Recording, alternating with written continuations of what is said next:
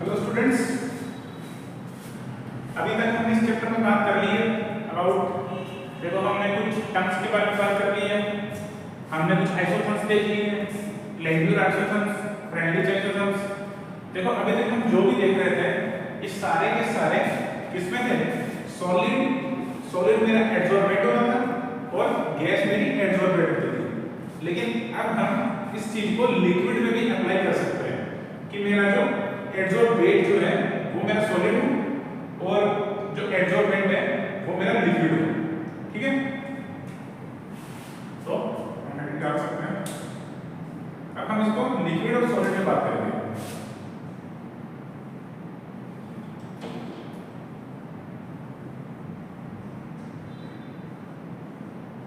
Adsorption in liquid,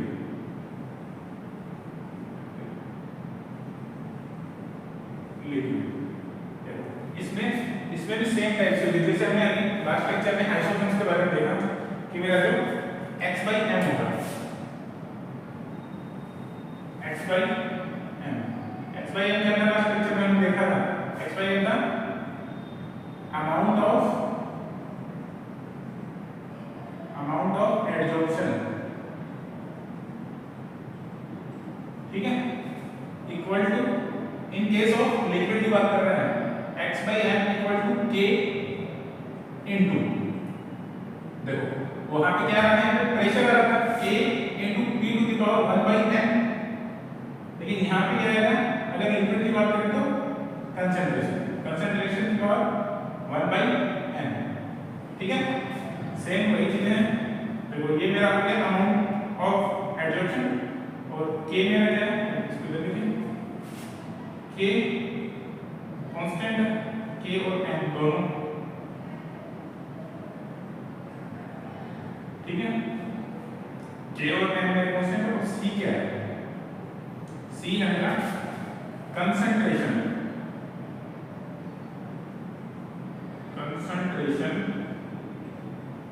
of solid, concentration of liquid.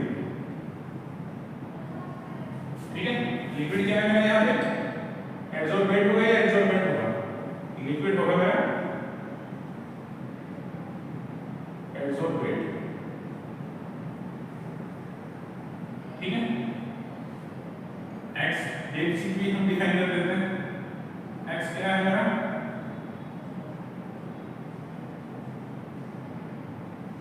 Amount of liquid और concentration करता है, इसका यूनिट क्या होगा, मोलर, कितने मोल की, मतलब मोलर में मेरा कंसंट्रेशन। ठीक है, और m क्या है, अमाउंट ऑफ सॉलिड। ठीक है, सेम चीज होगी जैसे हम पहले गैस में कर रहे थे, वैसे अब हम लिक्विड में भी कर सकते हैं। इसमें देखो एक ग्राफ हम बना सकते हैं, सेम वही ग्राफ जिसे पहले बता रहे थे कि सपोज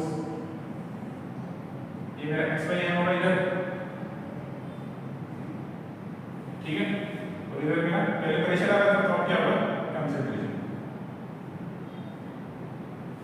सेम टाइप की चीज है, कोई अलग चीज नहीं है। ठीक है, चलो इतना हमने कर लिया। अब हम इसमें कुछ न्यूमेरिकल्स करेंगे, उसके थ्रू आप अच्छे से समझ पाएंगे आइसोथर्म्स को, या फिर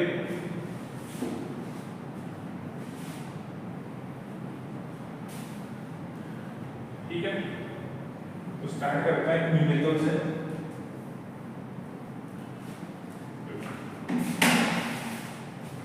न्यूमेरिकल लिखते हैं कि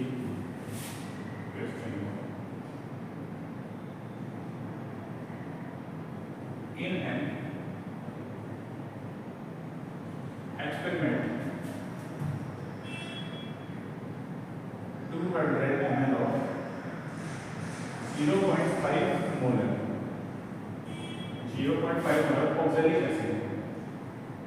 oxalic acid is shaken with 10 gram of activated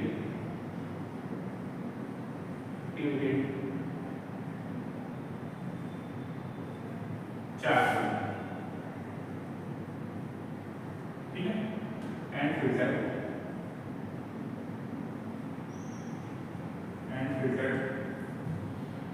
the concentration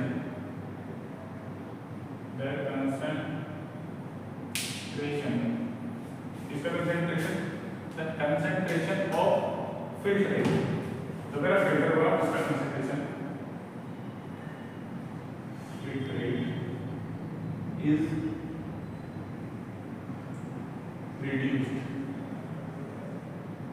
reduced to 0.4 molar. Are you gonna calculate the amount of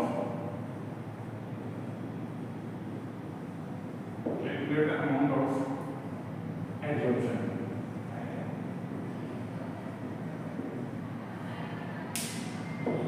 ठीक है,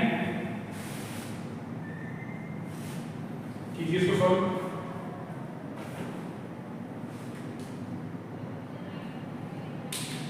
चलिए हमने सॉल्व कर लिया इसको, तो सॉल्व करते हैं। देखो एक एक्सपेरिमेंट हो रहा है जिसमें 200 ml मेरे पास क्या है, 200 ml 0.5 मोलर ऑक्सैलिक एसिड है। उसको शेक किया जाता है किसके साथ, 10 gram of activated charcoal. 10 gram of activated charcoal के साथ इसको शेक कर रहे हैं, ठीक है। उसके बाद इसको फिल्टर कर लेते हैं। उसके बाद हमको देखना है concentration of filtrate is reduce to, कब हो गई है मेरी फिल्ट्रेट की जो कंसंट्रेशन है कितनी, 0.4 molar. Calculate the amount of absorption, कितना अमाउंट मेरा एब्जॉर्ब हुआ है। चलिए समझते हैं।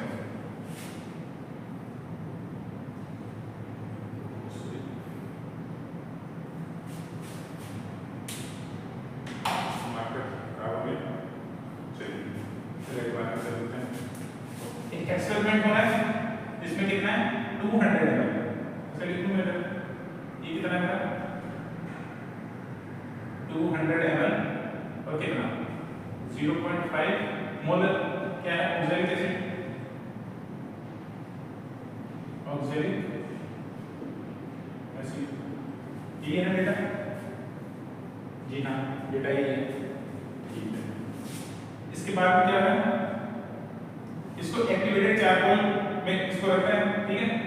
Experiment 200 ml 0.5 molar second with 10 gram of activated charcoal, ठीक है। 10 ग्राम चारकोल, इसके साथ इसको शेक किया जाता है चारकोल के साथ। तो फाइनल प्रोडक्ट में क्या बन रहा है, देखो इसमें गिवन है रिड्यूस टू 0.4 मोलर। इसके बाद इसकी कंसंट्रेशन कितनी होगी, 0.4 मोलर, ठीक है। किसकी, ऑक्सैलिक एसिड। ऑक्सैलिक एसिड क्या होता है, C2H2O4, इधर भी देखना C2H2O4, ठीक है। तो यहाँ पे जो समझने वाली बात ये है, ये मेरा 0.5 मोलर था 200 ml, ये मेरा कितना 0.4 मोलर। अब ये कितना अमाउंट में बनेगा, देखो जब भी हम चारकोल यूज करते हैं तो ये खाली सोल्यूट का जो पार्टिकल है उसको एब्जॉर्ब करता है। जो मेरा सॉल्वेंट है उस पे कोई इफेक्ट नहीं डालता। तो ये 200 ml है तो ये भी मेरा कितना बनेगा, 200 ml ही बनेगा, ठीक है। अब देखते हैं, अब पूछा क्या, अमाउंट ऑफ एब्जॉर्प्शन, कितना अमाउंट का एब्जॉर्ब हुआ। यहाँ पे इसके मोल से इंटीग्रेट कर लेते हैं, कर लें। देखो यहाँ पे इसके कितने मोल होंगे, 0.5 into 200 मिली मोल, ठीक है। ये कितना बनेगा, ये 100 मिली मोल, 100 मिली मोल बना। और ये कितना बनेगा मेरा, इधर भी लिखते हैं, ये बनेगा 0.4 into 200, तो ये बनेगा मेरा 80 मिली मोल। यहाँ पे था 100 मिली मोल, यहाँ पे कितना 80 मिली मोल, मतलब मेरा कितना अमाउंट एब्जॉर्ब हो गया है। पहले 100 था, बाद में 80 बचा, तो 20 मिली मोल मेरा यूज हो गया, ठीक है। तो लिख देते हैं amount of adsorption, amount of adsorption कितना होगा 100 माइनस 80 मिली मोल कितना होगा 20 मिलीमोल किसका 20 मिलीमोल ऑफ ऑक्सैलिक एसिड। ठीक है, अब हमको पूछा अमाउंट, ये मोल्स के टर्म्स में है, इसको हम अभी वेट के टर्म्स में निकाल लेंगे। तो मोल का फॉर्मूला क्या होता है, mole equal to the weight upon molecular weight. Mole कितने इसके 20 into 10 to the power minus 3 into millimole लाने के लिए equal to weight upon molecular weight कितना होता है इसका, देखो कार्बन का 12 into 2 plus 2 plus कितना है 16 into 4, देखिए तो कितना होगा इसका, ये होगा आपका 90। तो 20 into 10 to the power minus 3 equal to 8 upon 90 इसका मॉलिक्यूलर वेट, इसका ऑक्सैलिक एसिड का। ठीक है, कैलकुलेट करो, यहाँ से क्या करेंगे, वेट बनेगा आपका 20 into 90 into 10 to the power minus 3 कितना बना है 1800 into 10 to the power minus 3। ठीक है, तो क्या मिलेगा 1.8 लगा समझ कैसे हुआ है, यही आ रहा है, चेक कर लेते हैं। ये क्या है वेट, इसमें अभी खत्म नहीं है क्वेश्चन, थोड़ा सा खोल के पूछा अमाउंट ऑफ एडजॉर्प्शन। आप ये देख के फाइनल आंसर ना समझें, अभी इसमें एक चीज और कैलकुलेट होगी, क्या कैलकुलेट होगी, देखो अमाउंट ऑफ एडजॉर्प्शन क्या होता है, ये खाली वेट है, अमाउंट ऑफ एडजॉर्प्शन नहीं है। अमाउंट ऑफ एडजॉर्प्शन मेरा इससे पहले हमने अभी लिखा था x/m, अभी हमने लिखा है x/m, ये क्या होता है मेरा अमाउंट ऑफ एडजॉर्प्शन। ठीक है, तो हमको किसका वैल्यू फाइंड करना है, x/m का। तो x/m निकालो, x क्या होता है अमाउंट ऑफ गैस, कहते हैं लिक्विड की तरफ से बात कर रही है, जो हमने देखा है, तो लिक्विड का वेट कितना है 1.8 डिवाइडेड बाय m क्या होता है मास ऑफ सॉलिड। देखो क्वेश्चन में कितना मास ऑफ सॉलिड का, देखो एक्टिवेटेड चार्ज कितना वेट है 10 ग्राम, तो 10 से डिवाइड कर दो उसको, तो कितना बनेगा 0.1। ये क्या है मेरा amount of adsorption, final answer. समझ में आया ये चीज, नोट करिए।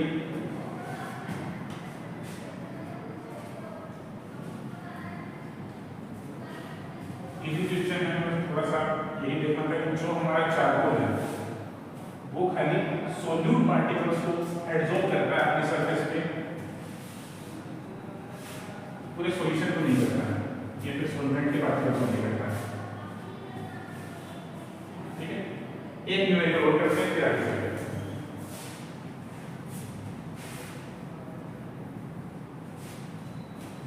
चलिए एक न्यूमेरिकल और करते हैं।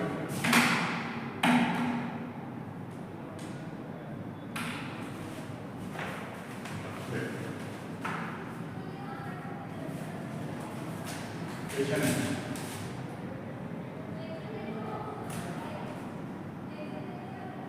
2 gram of charcoal, 2 gram of charcoal is placed in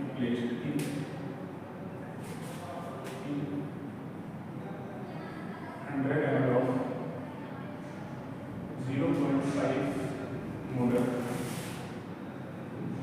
acidic acid. क्या होता है एसिडिक एसिड, CH3COOH। ठीक है, आगे होता है as a result of which the molarity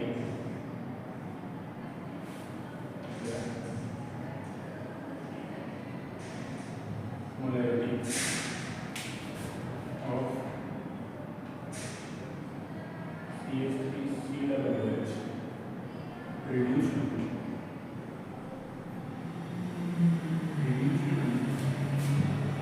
0.49 mole. The surface area. The surface area of charcoal. The surface area of charcoal is 3 into 10 to the power 2 meter square per gram. Then the surface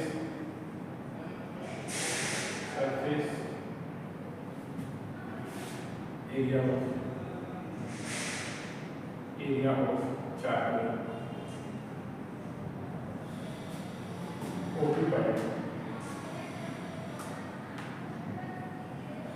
occupied by one acidic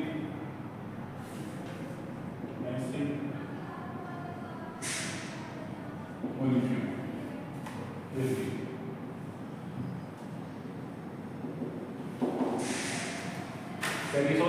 easy question है। देखो मैं थोड़ा सा hint दे देता हूं आपको। देखो 2 ग्राम मेरे पास चारकोल है। चारकोल किसके साथ रखते हैं? 0.5 मोलर एसिटिक एसिड के साथ रखते हैं, ठीक है। फिर उनमें रिएक्शन हुई भी, जो भी चेक किया है हम लोग किया है, ठीक है। उसके बाद जो एसिटिक एसिड है उसका कंसंट्रेशन कम हो गया, कितना हो गया? 0.49 मोलर, ठीक है। सरफेस एरिया चारकोल का दिया था 3 × 10⁻² मीटर स्क्वायर पर ग्राम। Then surface area of charcoal occupied by acidic by one acidic acid molecule, कि एक molecule of acidic acid ने मेरा चारकोल का कितना एरिया ऑक्यूपाई किया है, कीजिए।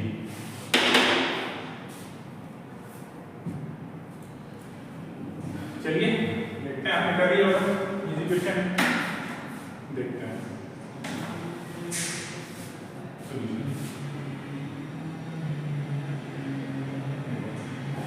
मेरे पास 2 ग्राम चारकोल है और 100 ml एसिटिक एसिड है। तो पहले मैं 100 ml एसिटिक एसिड बनाता हूं। 100 ml 0.5 मोलर क्या है? CH3COOH। अब देखते हैं। अब इसमें 2 ग्राम चारकोल, ठीक। अब जो फाइनल मेरा प्रोडक्ट बन रहा है इसमें इसकी कंसंट्रेशन कितनी है? 0.49 मोलर, ठीक है। और इसका वॉल्यूम कितना होगा? जैसा हमने लास्ट क्वेश्चन किया, सेम टू सेम क्वेश्चन है। देखो यहाँ पे 100 ml था, हमने बताया कि सोल्यूट पार्टिकल वही चारकोल के ऊपर एडसॉर्ब होंगे, ठीक है। तो मेरा जो वॉल्यूम है वो सेम रहेगा, वॉल्यूम में कोई डिफरेंस नहीं आएगा। तो ये भी मेरा 100 ml ही बनेगा, ठीक है। सेम प्रोसेस है। मोल कैलकुलेट करते हैं, कितना बनेगा? 0.5 × 100, ये बनेगा आपका 50 मिली मोल, ठीक है। ये कितना बनेगा आपका? 0.49 × 100 कितना बनेगा? 49 मिली मोल। यहाँ पे मेरा 50 मिली मोल था, यहाँ पे मेरा 49 मिली मोल है। कितना मिली मोल यूज हो गया? 1 मिली मोल लिख देते हैं।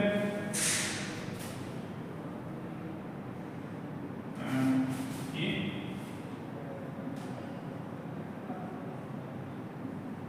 एडसॉर्ब एसिटिक एसिड कितना है? 50 माइनस 49 कितना बचा? 1 मिलीमोल। कि मेरा 1 मिलीमोल एसिटिक एसिड है वो एडसॉर्ब हो गया इसके ऊपर, चारकोल के ऊपर, ठीक है। 1 मिलीमोल है मेरे पास, ठीक। अब देखते हैं मेरे पास सरफेस एरिया कितना है? इतना है, ठीक है। और इतना मेरे पास चार्कोल है, ठीक है। इतने मेरे पास मिलीमोल है, मतलब नंबर ऑफ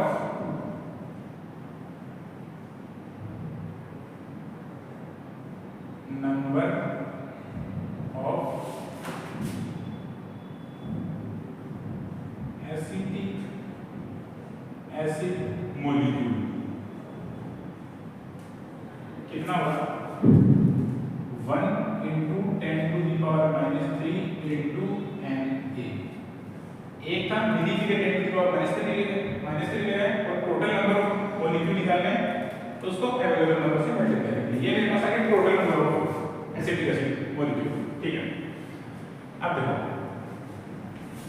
इतने मोलिक्यूल कितने पे एब्जॉर्ब हो रहे हैं, सीधा करते हैं आप, इधर करते हैं कि 1 into 10 to the power -3 into Na molecule कितने पे एब्जॉर्ब हो रहे हैं 2 gram of charcoal. 2 gram of charcoal पे एब्जॉर्ब हो रहा है और हमको इसका सरफेस एरिया दे देना है कितना 3 into 10 to the power 2 metre square पर ग्राम। लेकिन मेरे पास है कितना चारकोल 2 ग्राम, मतलब 1 ग्राम के लिए कितना चारकोल अवेलेबल है, कितना 3 into 10 to the power 2 metre square पर ग्राम। लेकिन मेरे पास है कितना 2 ग्राम चारकोल, तो 2 ग्राम के लिए कितना होगा 2 into 3 into 10 to the power 2 metre square पर ग्राम। समझ में लग रही है बात? तो मेरा 2 ग्राम का चार्कोल है, ये कितना एरिया ऑक्यूपाई करेगा, ये करेगा, इसको कैलकुलेट कर दो 6 into 10 to the power 2, ठीक है। मतलब मेरा 1 into 10 to the power -3 Na molecule है, उसके लिए इतना सरफेस एरिया अवेलेबल है, ठीक है। तो इसको डिवाइड कर देते हैं नीचे में, तो 1 मोलिक्यूल आ जाएगा, 1 मोलिक्यूल के लिए क्या होगा 6 into 10 to the power 2 divided by 1 into 10 to the power -3 into 6 into 10 to the power 23। Value of available number 6 into 10 to the 6 into 10 to the power 23, ठीक है। इसको सॉल्व कर लें, 6 से 6 कैंसिल, क्या बनेगा ये 20, तो ऊपर जाके ये बनेगा 10 to the power 2 into 10 to the power -18, sorry 10 to the power -20, ये नेगेटिव होगा तो डिवाइड बाय 1 इसका फर्क पड़ेगा 10 to the power -20 molecule area कि एक मोलिक्यूल तो इतना एरिया कवर करेगा, कितना इसकी यूनिट कितने में मीटर स्क्वायर पर ग्राम। एक मोलिक्यूल 1 मोलिक्यूल के लिए कितना एरिया अवेलेबल होगा, देख रहे हैं कितना कम एरिया है एक मोलिक्यूल के लिए।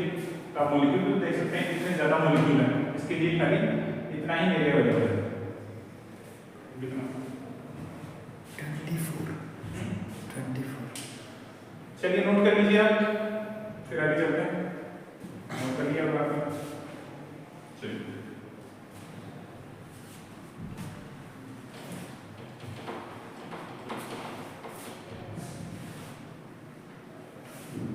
देखिए लास्ट लेक्चर में लगता है हमने कुछ मिसप्रिंट किया है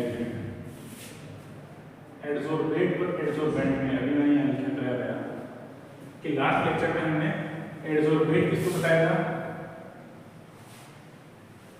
हमने एडसोर्बेट बता दिया था सॉलिड सरफेस को, और जो गैस था उसको बता दिया एडसोर्बेंट। लेकिन ऐसा नहीं है, कैसे होता है देखो कैसे बता देता हूँ आपको। ये मेरा सॉलिड सरफेस है, ठीक है, ये क्या होगा मेरा एडसोर्बेंट, ठीक है। और इसके ऊपर अगर गैस मॉलिक्यूल चिपक गए तो इसको क्या बोलूंगा एडसोर्बेट, ठीक है। ये चीज कर सकते हैं।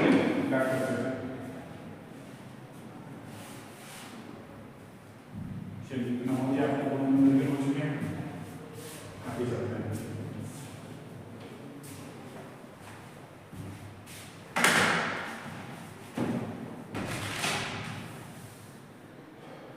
चलिए आगे देखते हैं हम कैटालिस्ट। कैटालिस्ट क्या होता है? देखो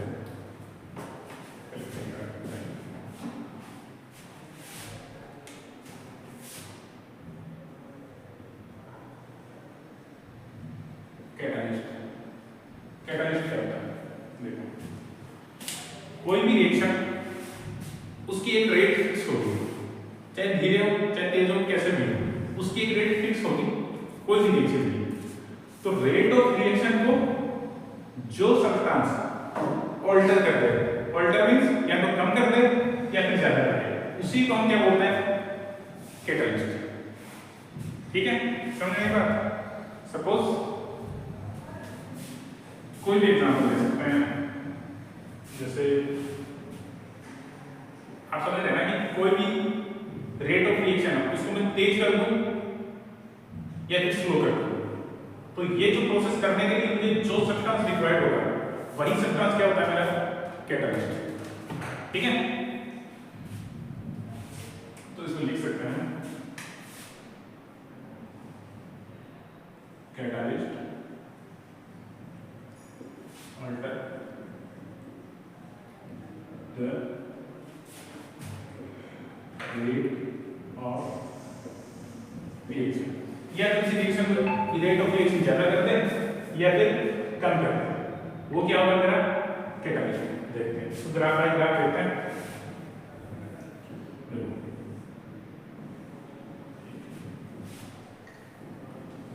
ये मेरा एक्टिवेशन एनर्जी, ठीक है, और इधर आपकी रिएक्शन की कितनी प्रोग्रेस हो चुकी है रिएक्शन को। सपोज ये रिएक्शन मेरी यहाँ से स्टार्ट होती है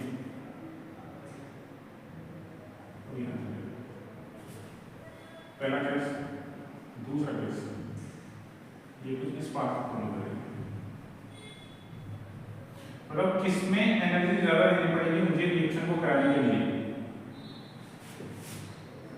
1 में या 2 में?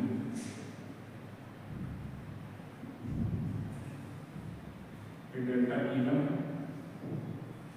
ये वाला मेरा टोटल है, ये मेरा डेल्टा E2, किसमें एनर्जी ज्यादा देनी पड़ेगी?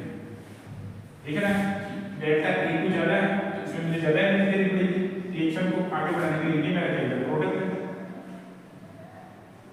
इधर ये क्या है? रिएक्टेंट। ठीक है, तो यहां पे जनरली देखते हैं कि ये मेरी है ऊपर वाली रिएक्शन, ये विदाउट कैटालिस्ट कि नॉर्मल कर रहे हैं, इसमें हमने कुछ एडिशन नहीं किया, नॉर्मल रिएक्शन चल रही है। लेकिन जैसे ही हम इसमें कैटालिस्ट ऐड करते हैं, जैसे ही हम इसमें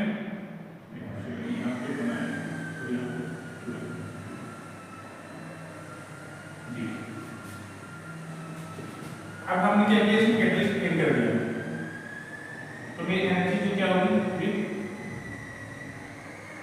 कैटालिस्ट, जो मेरी एक्टिवेशन एनर्जी है वो घट जाएगी। पहले इसमें ज्यादा थी, विदाउट कैटालिस्ट है कुछ नहीं है, नॉर्मल कंडीशन है, तब मेरी एनर्जी ज्यादा है, एक्टिवेशन एनर्जी ज्यादा है, मुझे ज्यादा एफर्ट मारना पड़ेगा इसको प्रोडक्ट में चेंज करने के लिए। लेकिन यहाँ पे इसकी एक्टिवेशन एनर्जी कम है तो मुझे कम एफर्ट मारना पड़ेगा प्रोडक्ट बनाने के लिए। तो इस केस में क्या हो रहा है कि मेरी एक्टिवेशन एनर्जी घटा रहा है कैटालिस्ट। दो केस हो सकता है एनर्जी बढ़ा भी सकता है। ठीक है, सेकंड केस देखते हैं जिसमें कैटालिस्ट एक्टिवेशन एनर्जी बढ़ा रहा है। ठीक है, इधर क्या है एक्टिवेशन एनर्जी, इधर भी रिएक्शन नॉर्मल। अब सपोज एक ये केस है, एक ये केस है,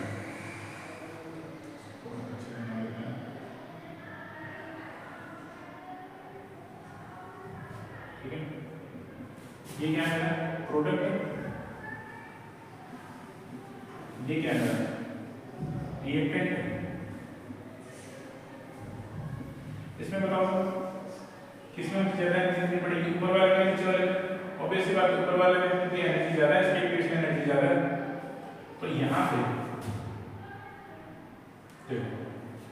जनरली अकॉर्डिंग टू एनसीईआरटी हम चले तो कैटालिस्ट टर्म हमेशा यूज होगा एक्टिवेशन एनर्जी को कम करने के लिए, ठीक है, और इनहिबिटर वर्ड यूज होगा एनर्जी को बढ़ाने के लिए, ठीक है। तो ये वाला क्या है विदाउट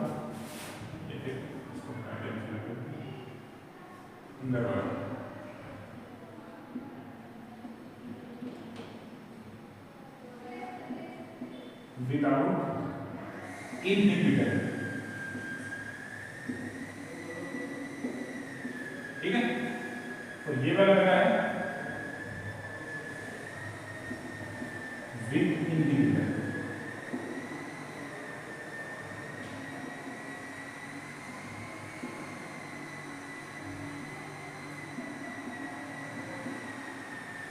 ठीक है।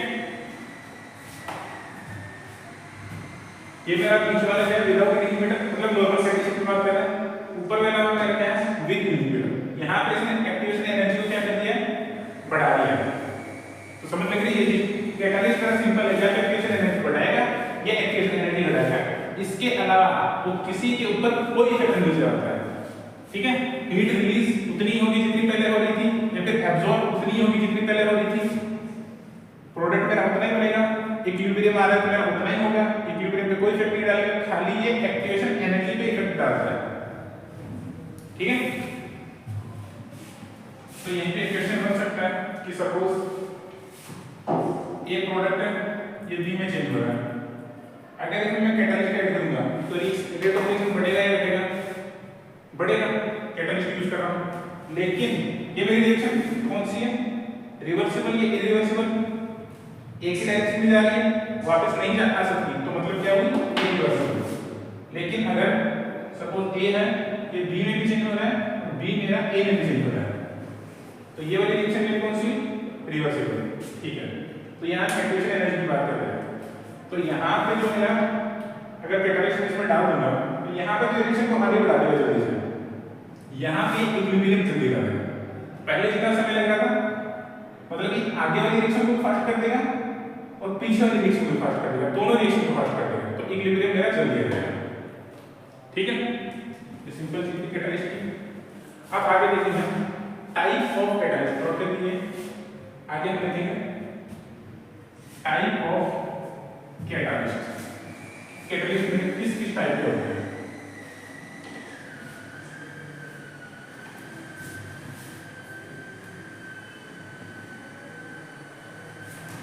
देखो कैटालिस्ट में कोई सब्सटेंस होगा, एक चीज और याद रखना आगे आएगा भी, कैटालिस्ट हमेशा थोड़ी सी मात्रा में यूज होता है, बहुत ज्यादा मात्रा की रिक्वायरमेंट नहीं है कैटालिस्ट के लिए, और कैटालिस्ट का खुद का कभी भी कंजप्शन होता ही नहीं, कैटालिस्ट खाली रिएक्शन को अल्टर करता है, ठीक है।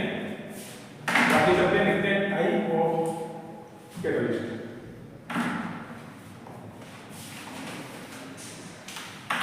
आगे लिखते हैं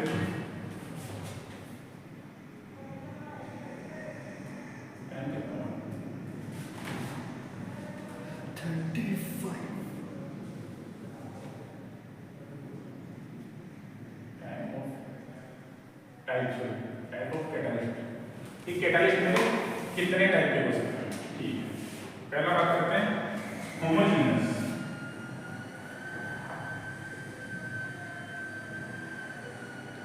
होमोजेनियस कैटालिस्ट, देखो नाम से पता चल रहा है होमोजेनियस होगा, मेरा जो प्रोडक्ट है रिएक्टेंट है और मेरा जो कैटालिस्ट है, कैटालिस्ट को एक सब्सटेंस होगा या सॉलिड लिक्विड गैस कुछ भी हो सकता है, लेकिन होमोजेनियस है, पूरा सेम फेज में होगा। एग्जांपल के यूज पे सिंपल है, लेट मी से SO2 गैस ये चेंज हो रहा है, O2 गैस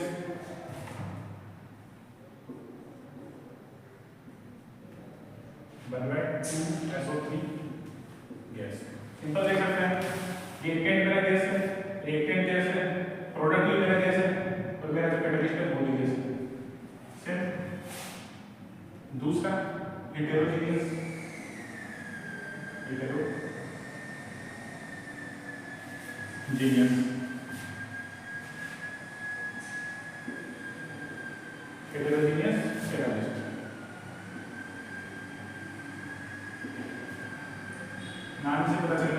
मेटाबॉलिक इसमें क्या होगा कि मेरा जो प्रोडक्ट रिएक्टेंट और मेरा कैटालिस्ट अलग अलग फेज में है। एग्जांपल इसलिए दे सकते हैं, सपोज 2SO2 गैस ये रिएक्शन कर रहा है O2 गैस के साथ, तो प्रोडक्ट क्या बना रहा है, तो प्लेटिनम यूज हो रहा है एज अ कैटालिस्ट, ठीक है। 2SO3 गैस सेम और एग्जांपल, इसमें खाली हमारा जो कैटालिस्ट है वो प्लेटिनम यूज हो रहा है। तो देखो यहाँ पे गैस है, यहाँ पे गैस है, यहाँ पे गैस है, रिएक्टेंट मेरे सारे गैस में, प्रोडक्ट भी मेरा गैस में, लेकिन जो मेरा कैटालिस्ट है वो किस में है, सॉलिड में, ठीक है। तो ये क्या हुआ मेरा हेटेरोजीनियस कैटालिस्ट। अब एक और टाइप है, थोड़ी सी इंपॉर्टेंट टाइप, वो हम देखेंगे ऑटो कैटालिस्ट। ऑटो कैटालिस्ट क्या होता है, देखो ऑटो कैटालिस्ट पहले लिखते हैं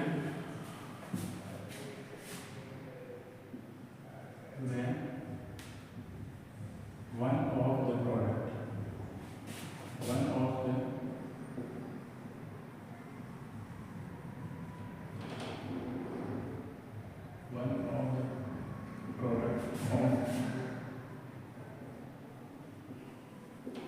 can catalyze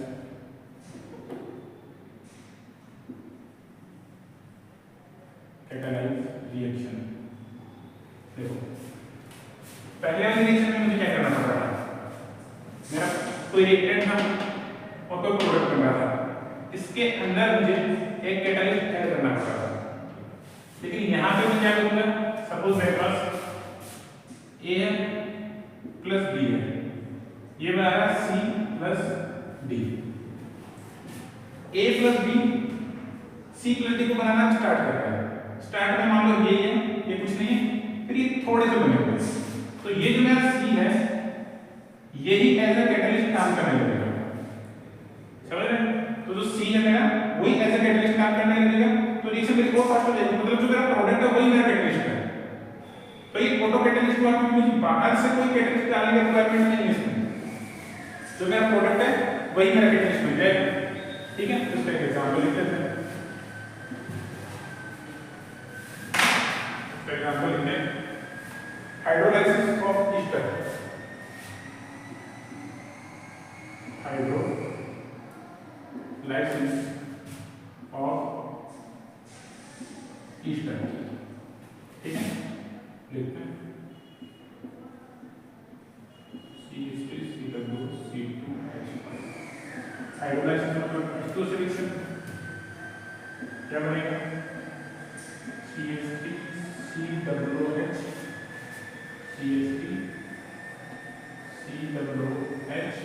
प्लस आगे क्या बनेगा C2H5,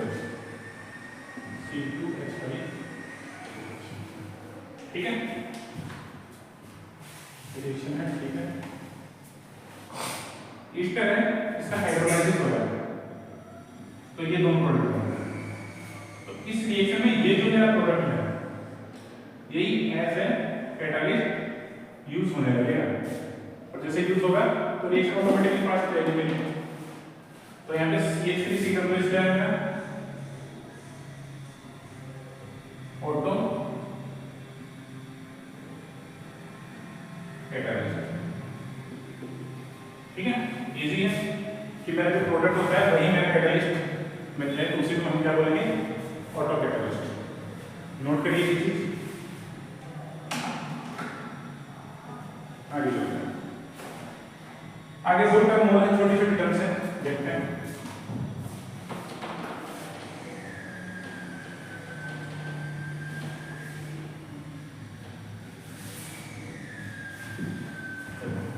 आगे दो टर्म्स है प्रोमोटर्स और पोजीशन। जैसे टर्म्स छोटी छोटी है, बहुत सारी टर्म्स हैं, तो आपको सारी चीजें याद रखनी पड़ेगी।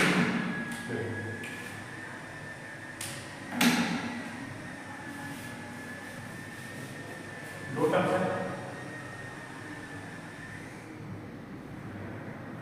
promoters and poison. ठीक है, प्रोमोटर एंड पोजन। पहले बात करते हैं प्रोमोटर्स के बारे में।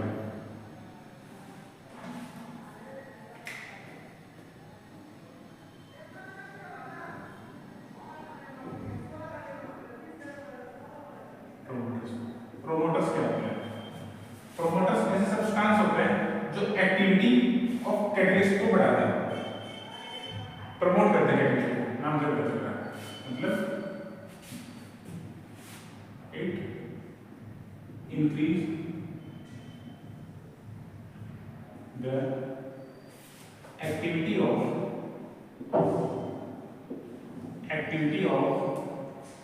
कैटलिस्ट। कैटलिस्ट की एक्टिविटी को जो बढ़ाते हैं उनको मैं क्या बोलूंगा? प्रोमोटर्स। और पॉइजन किसको बोलूंगा?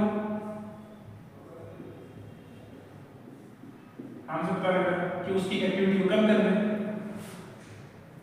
It decrease the activity of catalyst. जो एक्टिविटी को डिक्रीज कर देगी उसको मैं क्या बोलूंगा? पॉइजन। ठीक है, दो टर्म्स हैं ये आपको ध्यान रखनी पड़ेगी।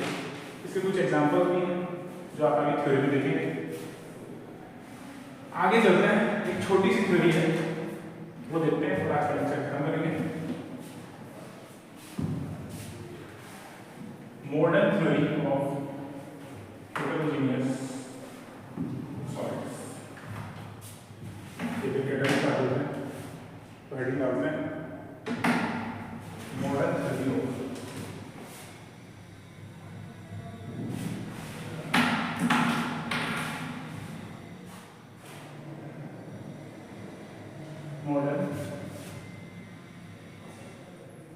थ्योरी ऑफ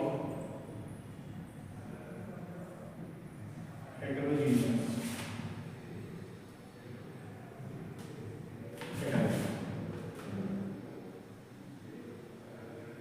ठीक है, ये पढ़ते हैं modern theory of heterogeneous catalyst. देखो इसको पहले हम थोड़ा थोड़ा ऊपर से समझते हैं, आप समझ जाएंगे, इजी है। सपोज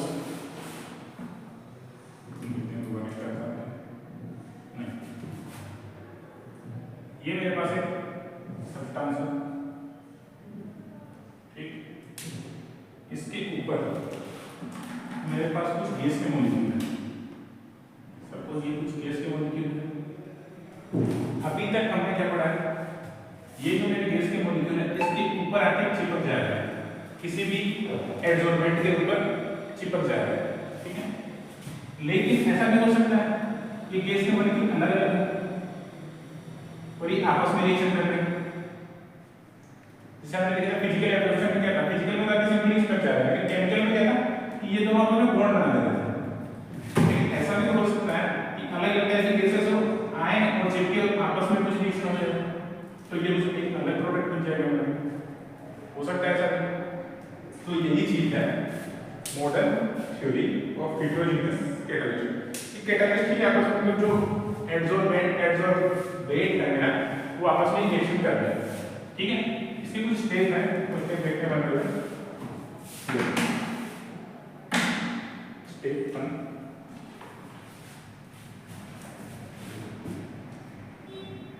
फर्स्ट स्टेप देखते हैं, the reactant molecule. The reactant molecule diffuse, the reactant molecule diffuse toward the surface of किसके सरफेस पे? एडसॉर्बेंट या एडसॉर्बेंट? अभी हमने बताया एडसॉर्बेंट, ठीक है। मतलब मेरे जो रिएक्टेंट मॉलिक्यूल बोलते हैं या फिर इसको एडसॉर्बेंट मॉलिक्यूल भी आप बोल सकते हैं कि ये मॉलिक्यूल मेरे आगे एडसोर्बेंट सरफेस पे आगे एडसोर्बेंट सरफेस पे आगे चिपक जाएगा। ये मेरा कैरेक्टर है। सपोज ये कुछ ये ऑक्सीजन नहीं है, इसको ऑक्सीजन मत समझना। ये क्या है मेरी सरफेस साइड, क्या है सरफेस साइड। इसमें सपोज मेरे पास एक हाइड्रोजन है, एक आयोडीन है, ये दो बेसिस है। सपोज हाइड्रोजन मेरे पास आके इधर शिफ्ट होगी और आयोडीन आके इधर, इसकी तरफ डिफ्यूज हो रहा है, ठीक है। ये पहला स्टेप है। सेकंड स्टेप हम देखते हैं,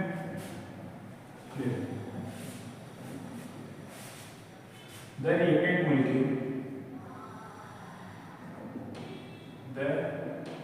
रिएक्टेंट मॉलिक्यूल adsorbed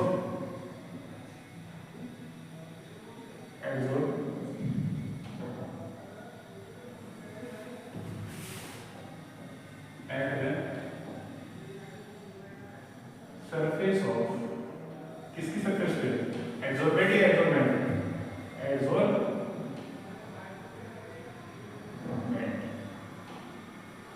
कि मेरे रिएक्टेंट मॉलिक्यूल आएंगे और एडसॉर्ब हो जाएंगे किस सरफेस के ऊपर, एडसॉर्बेंट की सरफेस के ऊपर, ठीक है। तो देखो यही सारी चीजें करते हैं। सपोज ये मेरा सरफेस साइड है,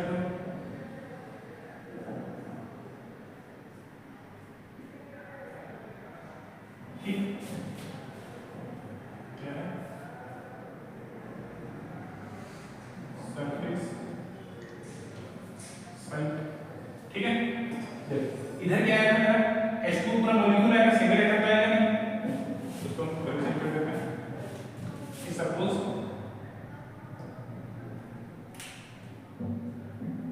ये मेरा H2 का मॉलिक्यूल आता है, एक बार में खाली एक नहीं आएगा, ठीक है। ये ऐसे आगे चिपक गया इसमें। दूसरा क्या आएगा आयोडीन का, आयोडीन ये इसका मॉलिक्यूल, ये मेरी दो स्टेप हो चुके हैं, ठीक है। ये आया और एडसॉर्ब हो गया। देखो ये तो मॉलिक्यूल है और ये वो नहीं है, क्योंकि ये जो अटैचमेंट है इस सरफेस साइड पे किस अटैच है, ठीक। आगे देखते हैं, ये मेरे दो स्टेप हो चुके हैं। आगे चलते हैं, आगे बढ़ते हैं।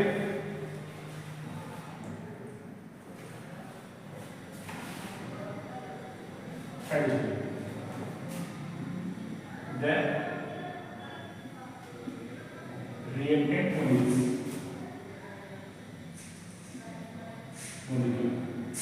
interact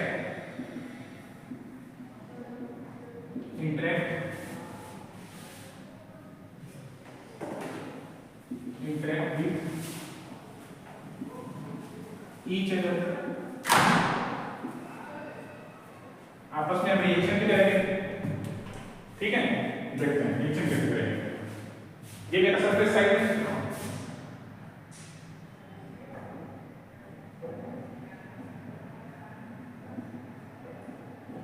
ठीक। ये मेरा सरफेस साइड है, यहाँ पे हाइड्रोजन था, यहाँ पे हाइड्रोजन था, मतलब यहाँ पे बॉन्डेड है, आयोडीन ऐसे था। अब क्या होगा, ये आपस में इंटरेक्ट करेंगे, आपस में इंटरेक्ट करेंगे तो इन बिटवीन, इनके बीच में जो बॉन्ड था वो ब्रेक होगा, ये वाला बॉन्ड ब्रेक हो जाएगा, ठीक। और आपस में बॉन्ड बन जाएगा ऐसे। समझ पा रहे हैं चीज? ये एक्चुअल बॉन्ड नहीं है, ये खाली अटैचमेंट है सरफेस साइड का, ठीक है। एक्चुअल में ये आए तो आपस में ही इंटरेक्ट हो गए, ठीक है।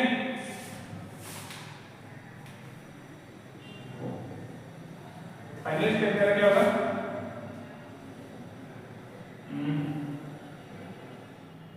रिमूवल ऑफ किसका रिमूवल, जो मेरे रिएक्टेंट पार्टिकल से उनका removal of reactant removal of reactant product भी बोल सकते हैं, या फिर removal of, it is removal of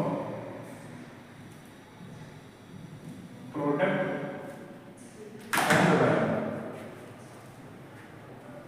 formed by reactant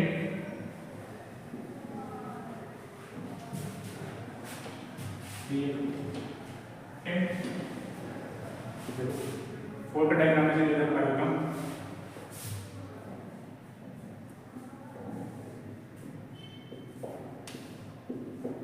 ठीक है, मान लेते हैं जैसे कि ये इनका बॉन्ड बन गया होगा इधर। ठीक है, बॉन्ड बनेगा तो आपको बाहर आ जाएंगे प्लस 2HI। समझ गए बात क्या हो रहा है? स्टार्ट में ये मेरा सरफेस साइड था, हाइड्रोजन आयोडीन आयन इसकी तरफ डिफ्यूज हुई, इसके बाद में आगे एब्जॉर्ब हो गया। एब्जॉर्ब होने के बाद आपस में इंटरेक्ट करने लगे, आपस में इंटरेक्ट की, उसके बाद उनका रिमूवल हो गया। यही मेरी क्या है modern theory of heterogeneous catalyst. देखो हेटेरोजेनियस है, बिल्कुल हेटेरोजेनियस, तो यही क्या है मेरी हेटेरोजेनियस ऑफ मॉडर्न थ्योरी। ठीक है, आगे की क्लास में हम देखेंगे कैरेक्टरिस्टिक्स ऑफ कैटालिस्ट, और आगे देखेंगे एंजाइम्स।